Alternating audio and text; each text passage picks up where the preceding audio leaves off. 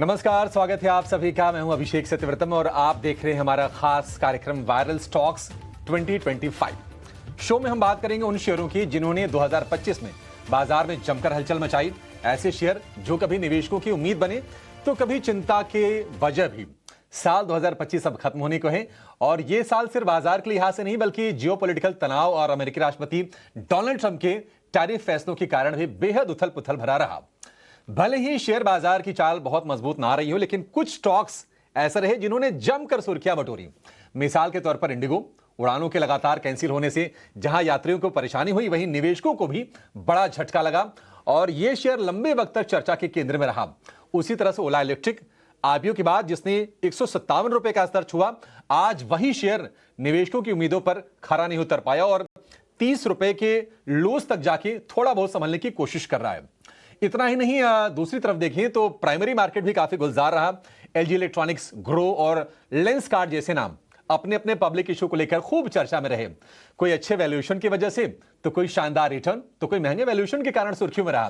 तो आज के शो में हम बात करेंगे 2025 के उन वायरल शेयर्स की जिन्होंने बाजार की दिशा ही नहीं बल्कि निवेशकों की सोच को भी प्रभावित किया। और इन्हीं तमाम पहलुओं पर चर्चा करने के लिए हमारे साथ होंगे दो खास मेहमान। तो चलिए शुरू करते हैं वायरल स्टॉक्स 2025।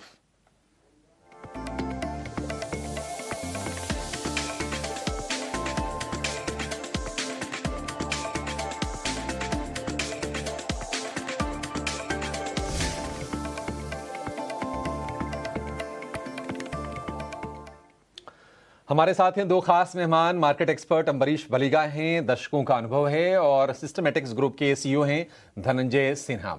अम्बरीश जी और धनंजय जी, आप दोनों का बहुत शुक्रिया, स्वागत है टीनो स्वदेश पर।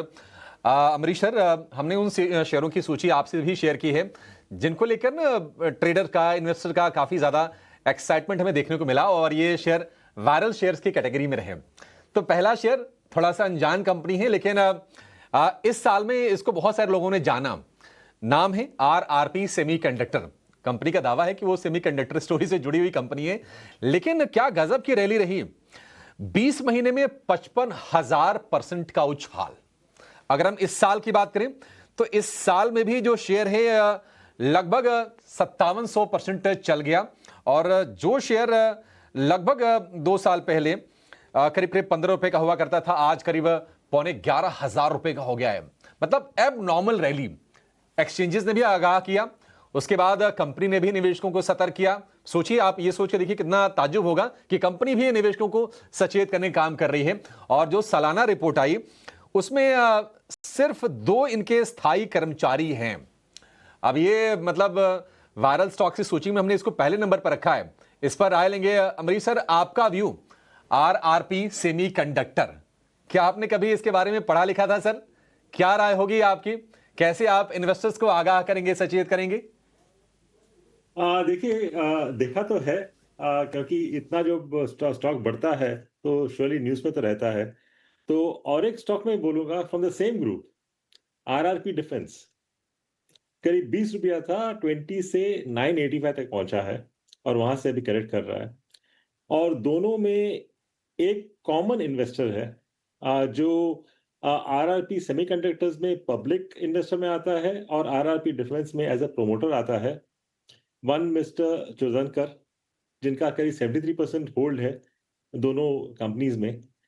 और मैं ये बोलूंगा कि one has to be very careful of the buzzwords. जो अभी जो बज़वर्ड्स हैं, सेमीकंडक्टर, डिफेंस, रेलवेज और श्योरली एआई। तो I will not be surprised कि over the next couple of months आप लोग और एक शायद स्टॉक देखेंगे, आरआरपी एआई। वो भी शायद आ सकता है, क्योंकि आरआरपी सेमीकंडक्टर का पहले का नाम था जीडी ट्रेडिंग एंड एजेंसीज, उसका नाम चेंज किया था मई 2025 में। So these are the people who utilize the buzzwords and try and sort of create or show that they are creating value. पर I think one should be very very careful of all the stories, क्योंकि आपने rightly कहा employees नहीं है। आप balance sheet देखिए, balance sheet में भी कुछ है नहीं, there is no revenue and there is nothing on the balance sheet as far as assets is concern. तो कहाँ से ये सेमीकंडक्टर्स बनाने वाले हैं? पर आप यदि वेबसाइट देखते हो, देन क्वाइट अट्रैक्टिव वेबसाइट है। पर I think this is only a story, और कुछ नहीं है यहाँ पे। I think they are extremely good story tellers. तो इस सब स्टॉक से I think one should stay away. और यदि आपके पास है बाय चांस, आपका पुराना कुछ जीडी ट्रेडिंग का शेयर्स पड़ा था, वो कन्वर्ट हुआ आरपी सेमीकंडक्टर्स पे, I think utilize this opportunity and book out. बिल्कुल बिल्कुल, अगर आपके पास है तो निश्चित तौर पर निकल जाइए, क्योंकि रेवेन्यू ग्रोथ नेगेटिव है। हमने देखा कि 7 करोड़ का घाटा था सितंबर तिमाही के जब नंबर आए। अगर हम पी रेशियो की बात करें तो करीब 1600 का पी है, और सेबी ने भी प्राइस मैनिपुलेशन की जांच शुरू कर दी है, और क्या कोई रॉन्ग डूइंग्स हुई है कंपनीज में। और अमरीश सर का बिल्कुल सही सलाह कि बज़वर्ड सिर्फ ना पकड़ें, आप इसमें देखिए कि उसमें वैल्यू कितनी है और उसमें कारोबार कितना है। तो ये सिर्फ बस पे ही चला है, और इससे बिल्कुल आपको दूर रहने की सलाह है और निकलने की सलाह है अगर आपके पास है तो। ऐसा ही एक बस क्रिएट हुआ। धनंजय सर, आपसे राय जानना चाहेंगे श्री चक्र सीमेंट के बारे में। इस साल में लगभग 1500% का उछाल। अब ये कंस्ट्रक्शन मटेरियल बनाने वाली छोटी सी कंपनी है, सीमेंट कॉन्ट्रैक्ट रिलेटेड मटेरियल से बनाती है, और मार्केट कैप तो इसका बहुत छोटा है, 50 करोड़ से भी कम है। इस साल तो 99 तक पहुंचा, वहां से हम देख रहे हैं कि शेयर गिर के नीचे आ रहा है। नेगेटिव सेल्स ग्रोथ है, और 3 साल से कंपनी का घाटा लगातार बढ़ा है। सर, चक्कर में ना पड़े ना, निकल जाने इससे, श्री चक्र सीमेंट से। हाँ, ये तो एक्चुअली चक्रव्यूह है। तो basically I think it's too small. बहुत छोटा ये मार्केट कैप है, जैसा कि आपने बताया। 50 से 80 करोड़ का जो मार्केट कैप है, और इसमें भी actually if you look at it, कुछ ऐसा कुछ सेल्स ग्रोथ वगैरह जो फंडामेंटल वेरिएबल्स है, इसमें कुछ दिख नहीं रहा है। तो I think it is kind of a buzzword in the current market scenario. I would say people want to make quick buck, and there might be concentration of certain investors. तो वो इससे बचने की जरूरत है। मतलब I would not recommend people to get into this, because you might actually burn your fingers in this. तो मेरे लिए भी ये this is not something I would recommend anybody. बिल्कुल बिल्कुल, रेकमेंड तो फिर सवाल ही नहीं उठता सर। और मतलब जिसमें कारोबार ना हो, सबसे पहला आपका कहते हैं ना कि क्यूसी क्वालिटी चेक कीजिए कि कारोबार क्या है, प्रमोटर कैसे हैं, ये सारी चीजें। अभी ऐसी कंपनीज मतलब पता नहीं क्या रैशनल था, क्यों इतना भाग गए। और निश्चित तौर पर हमारे जो रेगुलेटर्स हैं उनके रडार पर तो होंगे ही होंगे। तो ये शेयर भी काफी फोकस में रहा। एक और कंपनी काफी फोकस में रही, वो है टाटा मोटर्स पैसेंजर व्हीकल। अब इसकी मुश्किलें तो नहीं छटी, जो हम देख रहे थे कि निवेशक परेशान थे, 550 रुपए के नीचे शेयर चला गया था, वहां से रिकवर करके 700 रुपए तक गया। एक टाइम पे करीब 1250 रुपए का भाव हो गया था। लेकिन फिर इन्होंने डिसीजन ये लिया कि अपने कमर्शियल व्हीकल कारोबार को इन्होंने डीमर्ज करके उसको अलग से उसकी लिस्टिंग हो गई। और टाटा मोटर्स पैसेंजर व्हीकल में जो पैसेंजर व्हीकल्स हैं, ईवी हो और जगुआर लैंड रोवर है, और बाकी सीवी का जितना बिजनेस है वो चला गया कमर्शियल व्हीकल वाले आर्म में। अब जब अलग से लिस्टिंग हो गई तो हमने ये देखा कि जो कमर्शियल व्हीकल वाला जो टाटा मोटर है उसमें अच्छी तेजी हुई। ब्रोकरेज भी उसको लेकर काफी बुलिश हुए। राय आपकी अमरीश सर, अगर दोनों में से चुनना हो और निवेशित रहना हो या फिर नया निवेश करना हो, आपका वोट किस साइड पर जाएगा? क्या करना चाहिए टाटा मोटर्स पैसेंजर व्हीकल में और टाटा मोटर्स कमर्शियल व्हीकल में? इनफैक्ट मैं दोनों पे पॉजिटिव रहूंगा। इनफैक्ट जो टाटा मोटर्स पैसेंजर व्हीकल है, वहां पे they had suffered to a certain extent because of cyber attack जो हुआ था जीएलआर पे, but that is sorted out to a large extent. और अभी जो न्यू लॉन्चेस भी किए हैं, that is doing well. Sierra का लॉन्च हुआ है, their EVs are doing extremely well. तो पैसेंजर कार टाटा मोटर्स का, I mean I would be positive. At the same time, if you look at the commercial vehicle side, I am expecting कि 2026 में जो numbers आएंगे from commercial vehicle side, I think that would be much better than what we have seen in 2025. तो I think at these levels दोनों stocks लेके बैठ सकते हैं, but then this will be more of an investment, not for trading. ठीक है, investment के लिए है, ट्रेडिंग करने की कोशिश ना करें। दोनों शेयर यहां से आपके लिए वैल्यू बना सकते हैं। टाटा मोटर्स की अगर हम बात करें पैसेंजर व्हीकल की, तो गिरावट के बाद वैल्यूएशंस तो थोड़े आकर्षक हो गए हैं, लोअर लेवल से संभलने की कोशिश भी ये शेयर करता हुआ आपको दिखाई देगा। एक और कंपनी फोकस में रही और वो है यस बैंक।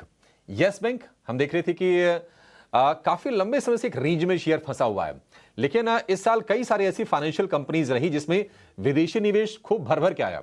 और यस बैंक को लेकर चर्चा इसलिए हुई क्योंकि जापान के सुमितोमो मित्सुई बैंकिंग कॉरपोरेशन ने 20% पहले हिस्सा लिया मई में, उसके बाद सितंबर में हिस्सेदारी को बढ़ाकर किया 24.2% और हमने देखा कि शेयर भी थोड़ा सा चलने की कोशिश कर रहा था, 24 रुपए के आसपास तक गया।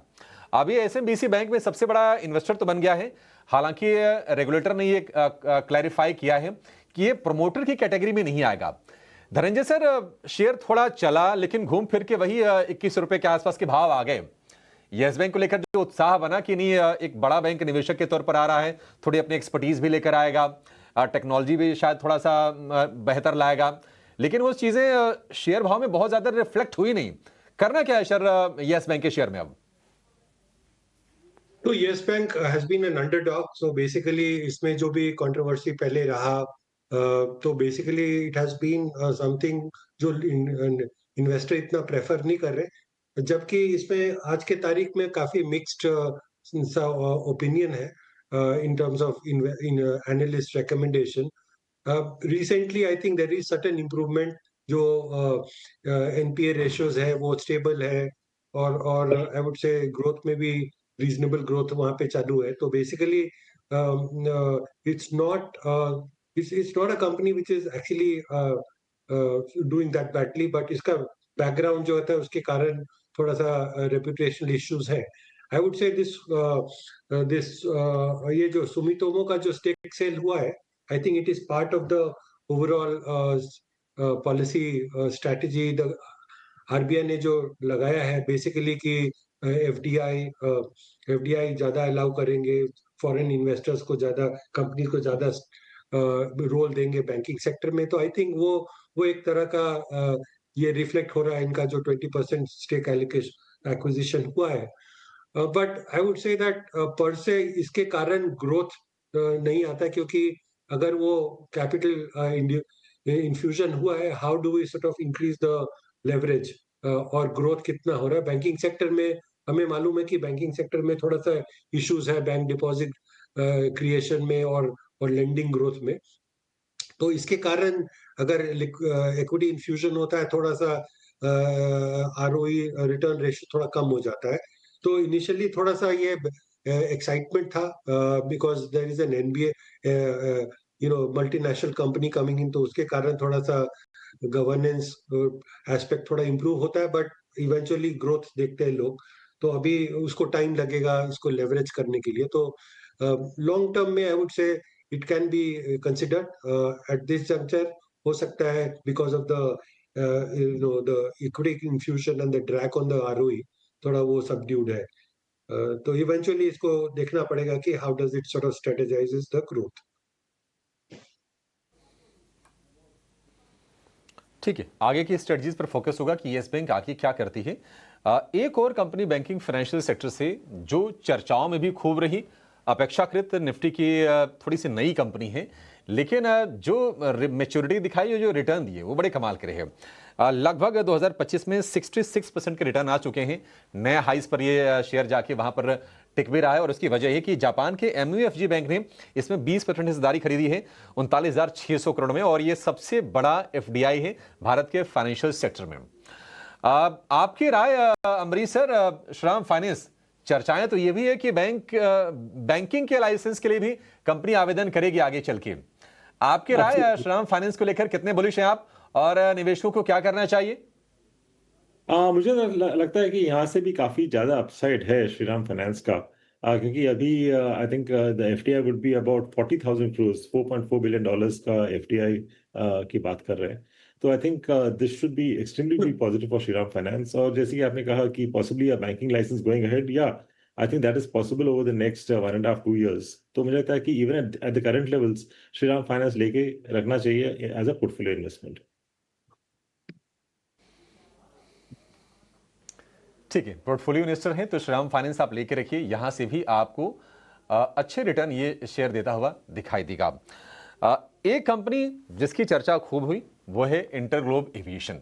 बहुत चर्चा हुई 2025 में नवंबर से, जब एफडीटीएल के नॉर्म्स आए, उसके बाद से हमने देखा कि एयरपोर्ट्स पर काफी अफरा तफरी का माहौल रहा। दिसंबर तक आते आते हालत बहुत खराब हो गई और लगभग 4,500 फ्लाइट्स इनकी कैंसिल हुई। और हमने देखा कि डीजीसीए को एक्शन लेना पड़ा, इनकी उड़ानों की संख्या घटानी पड़ी। अभी लेटेस्ट खबर ये आई है कि इन्होंने पायलट्स के पे पैकेज को रिवाइज किया है, उनके भत्ते बढ़ाए हैं, थोड़ा डैमेज कंट्रोल की कोशिश हो रही है। लेकिन शेयर ये गिरते गिरते 6,000 के आसपास से 4,500 के आसपास पहुंच गया था, 4,650 रुपए के आसपास तक। वहां से थोड़ा रिकवर हुआ है। आगे का भविष्य कैसा है ये समझते हैं। धनंजय सर, क्या व्यू है आपका? क्योंकि देखिए डोमिनेंस तो अभी भी है और आगे भी रहेगी इंडिगो के लिए, इसमें कोई दो राय नहीं है। थोड़ा बहुत हो सकता है कि मार्केट शेयर ये लूज करें, थोड़ा फाइनेंशियल इंपैक्टेड हो, लेकिन डोमिनेंस को लेकर कोई शक नहीं है। आपकी राय सर निवेशों के लिए? नहीं, एक्चुअली जब भी ऐसा सिचुएशन आता है तो बेसिकली आपका अपॉर्चुनिटी मिलता है स्टॉक में निवेश करने के लिए, क्योंकि ये स्टॉक तो generally has been trending upwards, market share has been pretty good. तो और इसका जो है एफिशिएंसी फैक्टर्स जो भी है वो तो है ही है। तो आई वुड से दैट ये correction I think can create an opportunity. ये जो नियर टर्म इश्यूज है वो सॉर्टेड आउट हो जाएंगे over time. There might be, I mean the government is giving more licences, तीन और एयरलाइंस को इन्होंने लाइसेंसेस दिए हुए न्यूज में है, तो उसको टाइम होगा आते आते, but I would say they would still be a dominant player. मुझे नहीं लगता है कि एयरलाइन चलाना इतना आसान है, and for the systems that they have actually establish over long period of time, तो उसमें इनको डिविडेंड जरूर मिलेगा। और इस करेक्शन में I think investors can consider that is an investing stock. Investing वाला स्टॉक है, डोमिनेंस बना रहेगा। ये जो डिप आया है इसका आप खरीदारी के लिए इस्तेमाल कर सकते हैं। चलिए छोटे से ब्रेक का वक्त हो गया है, लेकिन और भी कई सारे ऐसे शेयर रहे जो 2025 में सुर्खियों में रहे हैं और इन्वेस्टर और ट्रेडर्स के रडार पर रहे हैं। उनकी हम चर्चा करेंगे और आपके लिए राय लेंगे एक बहुत ही छोटे से ब्रेक के बाद। बस यूं गए और यूं आए।